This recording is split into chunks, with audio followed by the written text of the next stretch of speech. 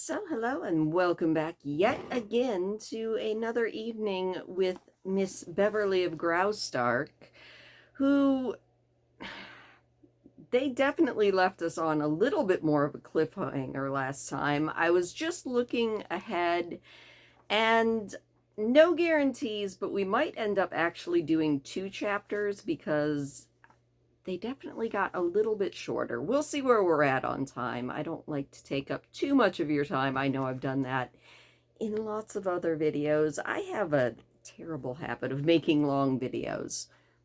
I mean, hopefully that's not like a huge issue, but I do have a terrible habit of that, making them very long. Anyway, we left with Beverly and Baldos attempting to say goodbye. Beverly still thinking that Baldos is perhaps involved with another woman and not really getting any of Baldos's hints that he's been dropping, but that is what it is. And then with General Marlanx's men ambushing them at the tunnel mouth, and Baldos in a 2v1 sword fight. Well, now it's a 1v1, so I guess we're going to have to see what happens next in Beverly of Graustark by George Barr McCutcheon, beginning with chapter 25, which is titled The Valor of the South.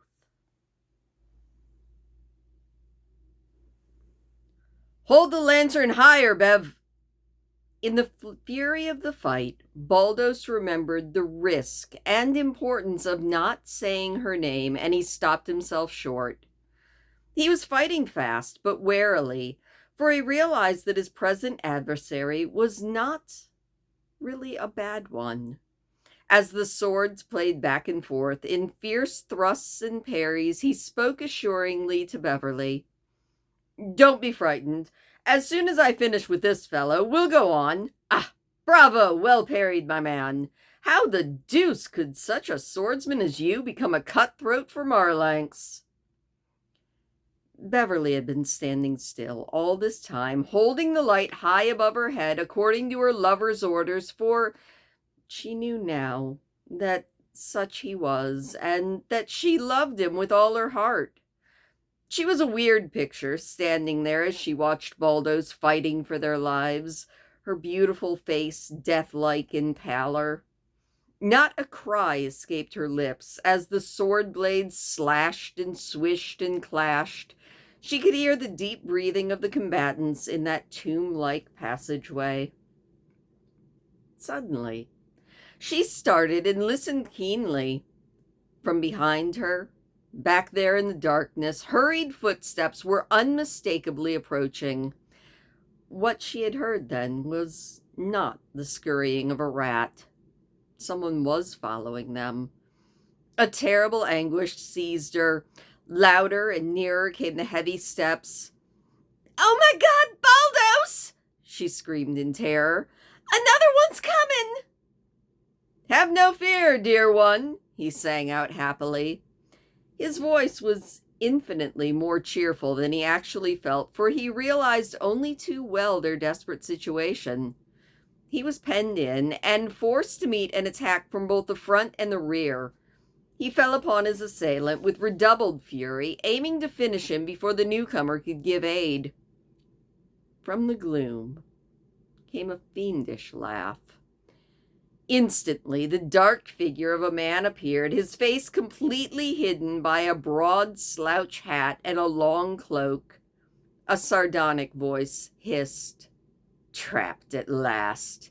My lady and her lover thought to escape, did they?" The voice was unfamiliar, but the atmosphere seemed charged with the essence of Marlanx. "Kill him, Zen!"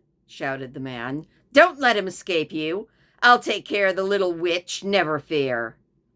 He clutched at Beverly and tried to pull her to him.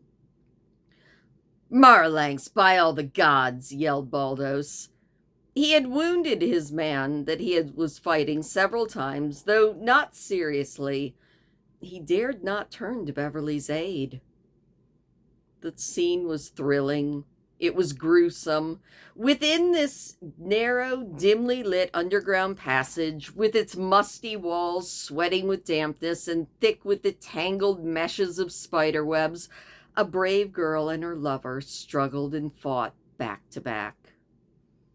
To her dismay, Beverly saw the point of a sword at her throat. "Out of the way, girl," the man in the cloak snarled. "You die as well as your lover unless you surrender. He cannot escape me." "And if I refuse?" cried Beverly, trying desperately to gain some time. "I will drive my blade through your heart and tell the world that it was the deed of your lover." Baldos groaned. His adversary, encouraged by the change in the situation, pressed him sorely. "Don't you dare touch me, Count Marlanx. I know you. I know what you would do with me. It is not for Graustark that you're seeking his life." The sword came nearer. The words died in her throat, and she grew faint. Fear paralyzed her, but suddenly her heart gave a great thump of joy. The resourcefulness of the trapped was surging to her relief. The valor of the Souths leaped into life. The exhilaration of conflict beat down all of her fears. "Take away that sword then, please," she said, her voice trembling, but not with terror now, exaltation. "Will you promise to spare his life? Will you swear to let him go if I—" "No, never! God forbid!" pleaded Baldos. "Ha ha!" said the man in the cloak. "Spare his life?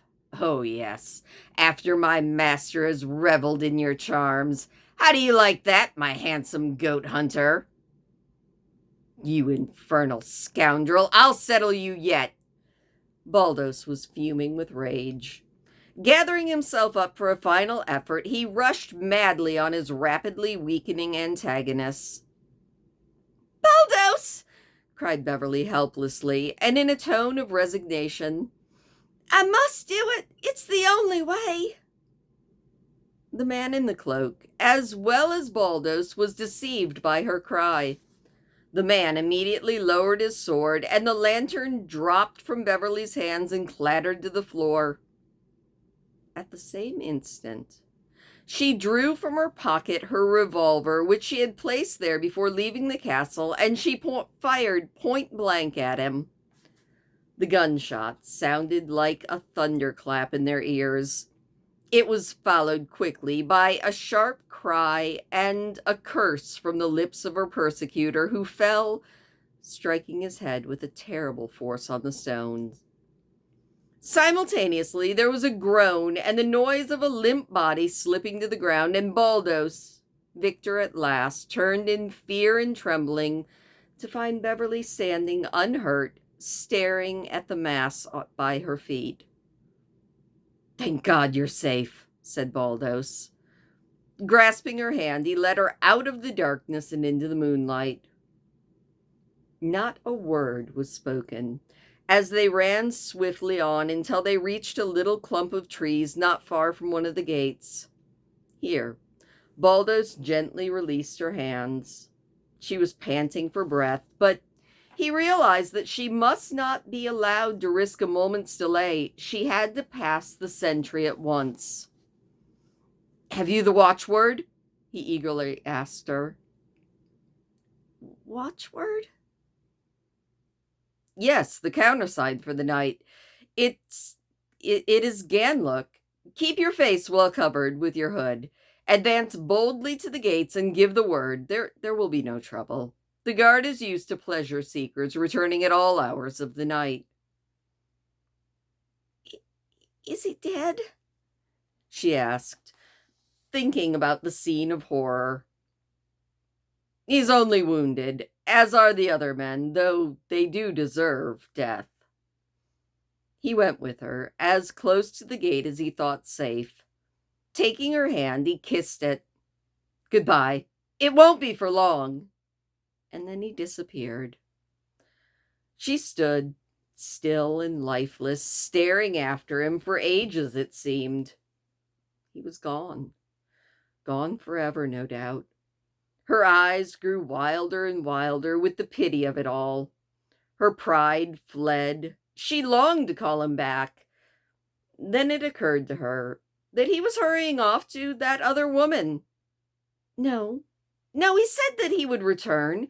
She must be brave and true to herself, whatever else happened. She marched boldly up to the gate, gave the countersign, and passed through, not paying any attention to the curious glances cast upon her by the sentry. She turned to the castle, up the grand staircase, and fled to Yediv's bedchamber.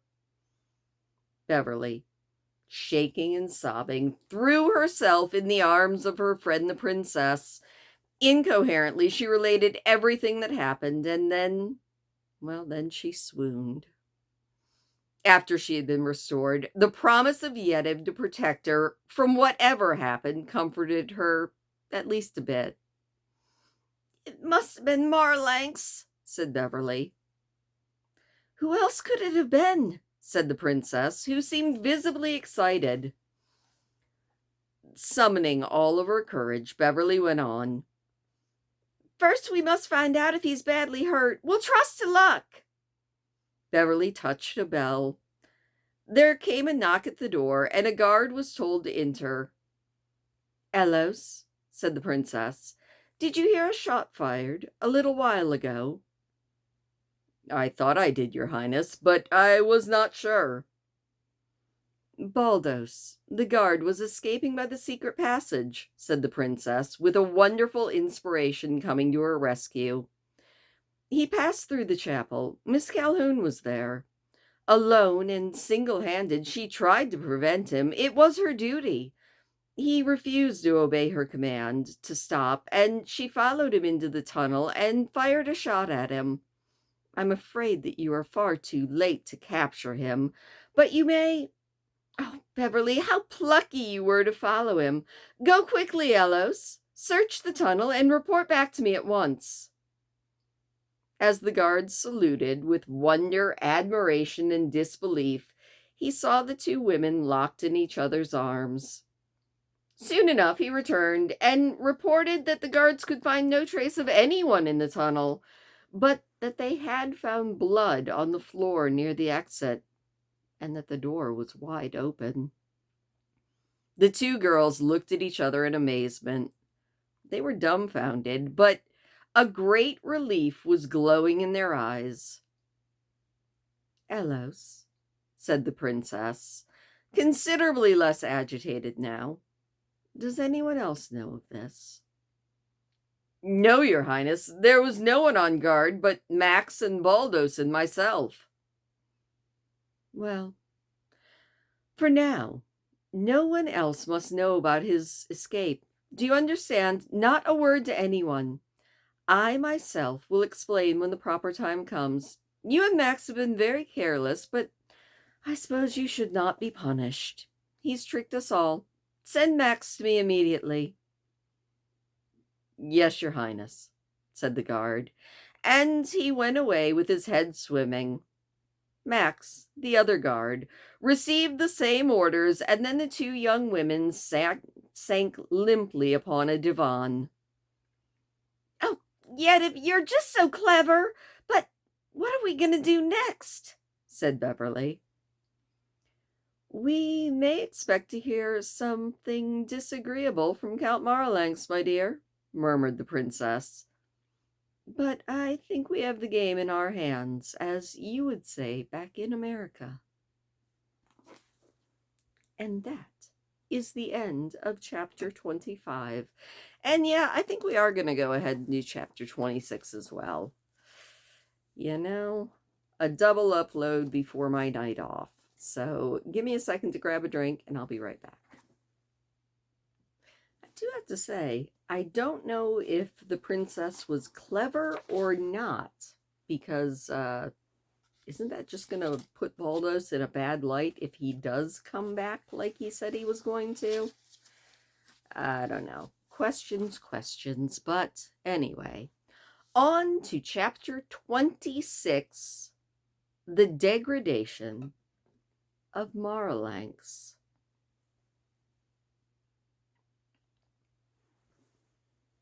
"Aunt Fanny, what is that thing sticking there under the window?" demanded Beverly late the next morning. She was sitting with her face to the windows while her old friend dressed her hair. "It looks like a love letter, Miss Beverly," was the answer, as Aunt Fanny gingerly placed an envelope in her mistress's hand. Beverly looked at it in amazement. It was unmistakably a letter addressed to her, which had been left at her window sometime during the night. Her heart gave a thump, and she went red with anticipated pleasure. With eager fingers, she tore open the envelope. The first glance of the contents brought disappointment to her face. The missive was from Count Marlanx, but it was a relief to find out that he was at least very much alive and kicking. As she read on, there came a look of perplexity, which was succeeded by burning indignation. The man in the cloak was getting ready to strike. "Your secret is mine. I know all that happened in the chapel and passage. You have betrayed Graustark in aiding this man to escape. The plot was carefully executed, but you counted without the jealous eyes of love. You can save yourself and your honor and perhaps your princess, but the conditions are now mine. This time there can be no trifling. I want you to treat me fairly. God help me if you refuse. Give me the answer that I want, and your secret is safe. I will shield you with my life. At 11 o'clock, I will come to see you. I have in my possession a document that will influence you.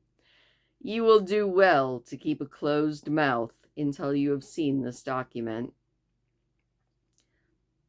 This alarming note was all that was needed to restore the fire to the lagging blood of our American girl. Its effect was decidedly contrary to that which Marlanx must have been anticipating. Instead of collapsing, Beverly sprang to her feet with energy and life in every fiber. Her eyes were flashing brightly. Her body was quivering with the sensations of battle.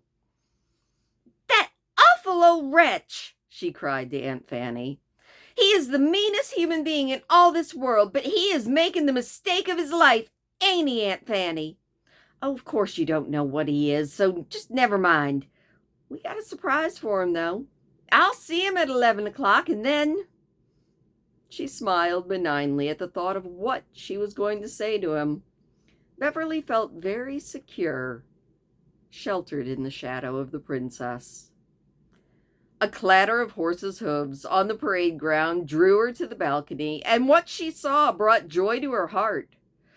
Lori and Anguish, muddy and disheveled, were dismounting in front of the castle. "Oh, this is just a joy! Now there's 3 good Americans here. I'm not afraid at all," said Beverly.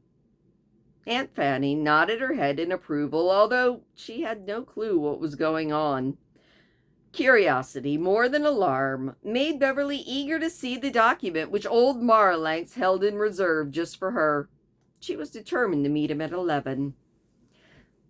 A message from the princess announced the unexpected return of the 2 Americans. She said that they were, to use Harry Anguish's expression, beastly near starvation, and they clamored for substantial breakfasts. Beverly was urged to join them to hear the latest from the front. Both Lori and Anguish were full of the excitement on which they had lived for many hours now. They had found evidence of raids by the Dawsbergen scouts and had even caught sight of a small band of fleeing horsemen. Lori reluctantly admitted, I lost my place. Lori reluctantly admitted that Gabriel's army seemed quite loyal to him and that there was small hope of conflict being averted, as he had guessed already. He was surprised, but not dismayed at all when Yetive told him certain portions of the story in regard to Count Marlanx, and he was by no means averse to seeing the old man relegated to the background. He heartily endorsed every step taken by his wife. He was fair enough, however, to promise the general a chance to speak in his own defense if he wished. He had this in view when he then requested Marlanx to come to the castle at 11 o'clock for a consultation. Gabriel is devoting most of his energy now to hunting that poor Danton into his grave, said Harry Anguish. I believe that he'd rather kill his half-brother than to even conquer Graustark. Why, the monster has set himself to the task of obliterating everything that reminds him of Prince Danton. We learned from our spies down there that he issued an order for the death of Danton's sister, pretty young thing, named Candace, because he believed that she was secretly aiding her fugitive brother. She escaped from the palace in Saros a week ago, and nobody knows what's become of her. There was a report that she was actually killed, and that the story of her flight is a mere blind on the part of Gabriel. He would do anything, said Yetive. Poor child. They say that she's quite like her English mother and very charming. Well, that would set Prince Gabriel against her, I fancy, said Anguish. Oh, and by the way, Miss Calhoun, we heard something very definite about your friend Prince Danton. It's pretty well settled that he's not Baldos of our guard. Danton was seen 2 days ago by Captain Dangloss's men. He was in Dawsbergen Pass, and they talked to him and his men. No mistake this time. The poor half-starved chap confessed to being the prince, and he begged for food for himself and his followers. I tried to find him, and failing that, I left word in the pass that if he would but cast his lot with us, his troubles would soon be over and we would restore him to his throne. He might accept, and we'll have him turning up here someday, hungry for some revenge. And now, my dear Beverly, how are you progressing with the excellent Baldos, of whom we can't make a prince, no matter how hard we try for you? Beverly and Princess Yetive exchanged glances in which consternation was hard to hide. It was clear to Beverly that Yetive had not told her husband about the escape. I don't know anything about Baldos, said Beverly. Last night someone shot at him in the park. Oh, the deuce, you say? In order to protect him, until you returned, my dear, said the princess, I had him transferred to guard duty inside the castle. It really did seem necessary. General Marlanx expects to present formal charges against him this morning, so I suppose we'll have to put him in irons for a while. That seems too bad, doesn't it, dear? Grenfall Lorry nodded. Yeah, he seems straight as a string, I'll swear to it. I bet he wishes that he was safely out of the palace, said Harry Anguish, and the two young women busied themselves suddenly with their coffee. The chance is he's sorry he ever came into the palace, said the princess's husband, Laurie. While they were waiting for Marlanx, the young Duke of Mizrox was announced. The handsome Axphian came with relief and dismay, struggling for mastery on his face. Your Highness, he said after the greetings, I am come to inform you that Graustark has one prince less to account for. Axphian has found her fugitives. When? Cried the princess and Beverly in one voice, and with astonishing eagerness, not untinged by dismay. 3 days ago, came the reply. Oh, came deep relief from Beverly as she sank back into her chair. The same fear had lodged in the hearts of the two fair conspirators, that they had freed Baldos only to have him fall into the hands of his deadliest foes. I have a message by courier from my uncle in Axphian, said Mizrox. He says that Frederick was killed near Labat by soldiers after making a gallant fight last Sunday night. The Princess Volga is rejoicing and has amply rewarded his slayers. Poor Frederick. He knew very little happiness in his life. There was a full moment of reflection before any of his listeners expressed the thought that had framed itself in every one of their minds. Well, since Danton and Frederick are both accounted for, Baldos is absolutely obliged to be Cristobal, said Harry Anguish. He's just Baldos, said Beverly, snuffing out the little hope that had been lingering for so long. Then she said to herself, and I don't care either. I only wish that he were back here again. I'd be a lot nicer to him. Messengers flew back and forth, carrying orders from the castle to the various quarters. The ministers were called to meet at 12 o'clock. Underneath all the bustle, there was a tremendous impulse of American cunning, energy, and resourcefulness, and everybody caught the fever. Reserved old diplomats were overwhelmed with their own enthusiasm. Custom-bound soldiers forgot the hereditary caution, and they fell into the ways of their new leaders without even a murmur. The city was wild with excitement, for everyone believed that war was upon them. There was only one shadow overhanging the glorious optimism of Graustark: the ugly attitude of Axphain. Even the Duke of Mizrox could give no assurance that his country would stay neutral. Colonel Quinnox came to the castle in haste and very disturbed. It was he who propounded the question that Yetive and Beverly were both expecting. Where is Baldos? Of course, the flight of the suspected guard was soon a matter of certainty. A single imploring glance from the princess, meant for Quinnox alone, told him as plain as words could have said that she and she alone had given the man his freedom. And Quinnox would have died 1,000 times to protect the secret of his sovereign, for had not 20 generations of Quinnoxes served the rulers of Graustark with loyalty? Baron Dangloss may have suspected the trick, but he did not so much as blink when the princess instructed him to hunt high and low for the fugitive. Marlanx came at 11. Under defiant calmness of his being, there was lurking a mighty fear. Marlanx's brain was scourged by thoughts of impending disgrace. The princess had plainly threatened his degradation. After all these years, he was to tremble with shame and humiliation. He was to cringe where he had always boasted of dominating power. And along with all this, Marlanx had a bullet wound in his left shoulder. The world could not have known, for Marlanx did know how to hide his pain.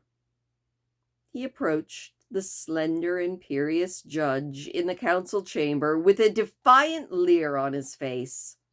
If he went down into the depths, he would drag with him the fairest treasure that he had ever seen in all of his years. "A word with you," he said to Beverly, as she came from the council chamber in which she felt she should not sit. She stopped and faced him. Instinctively, she looked to see if he bore evidence of a wound. She was positive that her bullet had struck him the night before, and that Marlanx had been the man in the cloak. "Well," said Beverly coldly. He read her thoughts, and he smiled, even while his shoulder burned with pain. "I will give you the chance to save yourself. I love you. I want you. I must have you." "You stop, sir," said Beverly. "It may be your experience in life that women kneel to you when you command it. It may be your habit to win what you set to win. But you have a novel way of presenting your devotion. I must say that.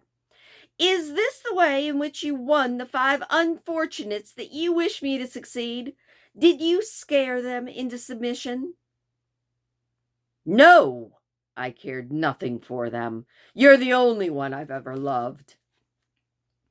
"Oh, really, Count Marlanx, you are most amusing," interrupted Beverly with a laugh that stung him to the quick. "You've been quite unique in your love-making, and I am not used to your methods. Besides, after having known them, I'll confess that I don't like them in the least. You may have been wonderfully successful in the past, but you were not dealing with an American girl. I've had enough of your insults. Go in and face—" "Have a care, girl," he snarled. "I have it in my power to crush you." "Oh, pooh," came from her lips. "If you molest me any further, I'm going to call Mr. Lorry. Let me by." "Just look at this paper, my beauty. I fancy you'll change your tune. It goes before the eyes of the council unless you—" He paused. Beverly took the document, and with dilated eyes, she read the revolting charges against her honor. Her cheeks grew white with anger and then flushed a deep crimson. "You fiend!" she cried, looking at him so fiercely that he instinctively shrank back, the vicious grin dying on his face. "I'll show you how much I fear you. I'm going to give this revolting thing to the princess. She can read it to the cabinet for all I care. No one is going to believe you, and they're going to kill you for this." Beverly turned, and she flew into the presence of the princess and her ministers. Speeding over to Yetive, she thrust the paper into her hands. Surprise and some expectancy filled the eyes of everyone that was there. "Count Marlanx officially charges me with, well, you just read it, Your Highness." Yetive read the paper, pale-faced and cold. A determined gleam appeared in her eyes as she passed the document to her husband. "Holy," said Lorry, after a brief glance at the contents. "Someone ask Count Marlanx to come here instantly. He's right outside the door." Grenfall Lorry's anger was hard to control.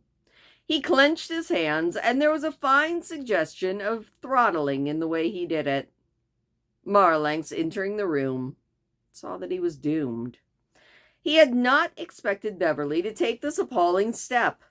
The girl, tears in her eyes, rushed to a window, hiding her face from the wondering ministers. Her courage suddenly failed. If the charges were read out loud before these men, it seemed to her that she would never be able to lift her eyes again. A longing for Washington and her father and the big Calhoun boys rushed into her heart as she stood there waiting for a crash. But Lorry was a true noble. "Gentlemen," he said quietly, "Count Marlanx has seen fit to charge Miss Calhoun with complicity in the flight of Baldos. I will not read the charges to you. They are unworthy of one who has led the highest position in the army of Graustark. He has—" "Read this, my husband, before you go any farther," said Yetive, thrusting into his hand a line that she had written very quickly. Lorry smiled before he read aloud the brief edict which removed General Marlanx from the command of the army of Graustark. "Is this justice?" said Marlanx. "Will you not give me a hearing, I beseech?" "Silence," said the princess. "What manner of hearing did you expect to give Miss Calhoun? It is enough, sir. There will be no cowards in my army." "Coward?" said Marlanx. "Have I not proven my courage on the field of battle? Am I to be called a—" "Bravery should not end when the soldier quits the field of battle. You have had a hearing, Count Marlanx. I heard the truth about you last night." From Miss Calhoun, he sneered. I must be content to accept this dismissal, your highness. There's no hope for me.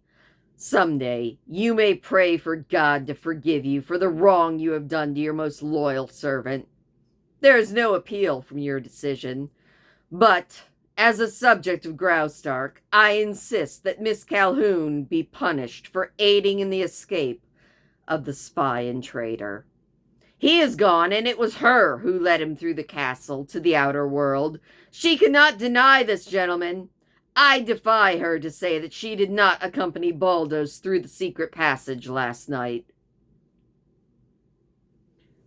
It will do no harm to set herself right by denying this accusation, said Count Halfort. Every man in the cabinet and in the army had actually hated Marlanx for years. His degradation did not displease them. They would ask no questions. But Beverly stood staring out the window upon the castle park and its sunshine. She did not answer, for she did not even hear the premier's words.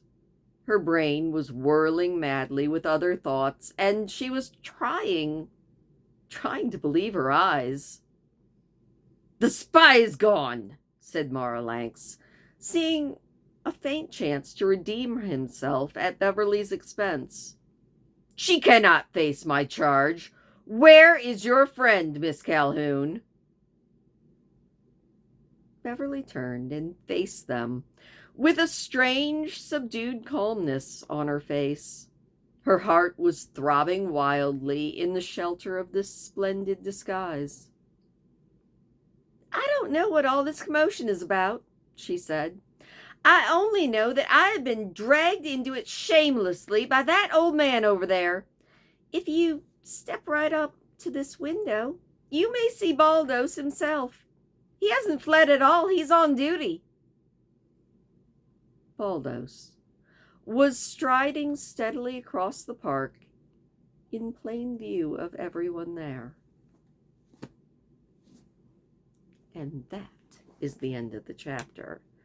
All right, this is intriguing. I mean, I don't know how this is going to end. I mean, I kind of have an idea of how it's probably going to end, but I'm not sure because this book has given some twists and some turns and then some other twists and turns, and I'm quite enjoying it. So thank you, as always, for listening. I hope that you enjoyed that double chapter. Like I said, kind of to make up for the fact that tomorrow night there won't be a chapter since I am doing hopefully finishing my retirement cottage for my not-so-berry sim, or not, yeah, my brain's working. I'm finishing up the build for my 100 Baby Challenge sim, who has aged into an elder and is retiring and deserves a beautiful little cottage of her own. So that is what I'm going to be doing tomorrow night. If you feel like joining me, I stream every Friday night at 10 p.m. Eastern. I have no idea what that is in any other time zones, but drop on by, say hello. It's a fun time. It's pretty chill. There's not like tons and tons of people, but we kind of just have a nice time. Build things or play The Sims and just chit chat. So anyway, thank you for joining me. Please do hit the thumbs up on your way out, and I will see you next time.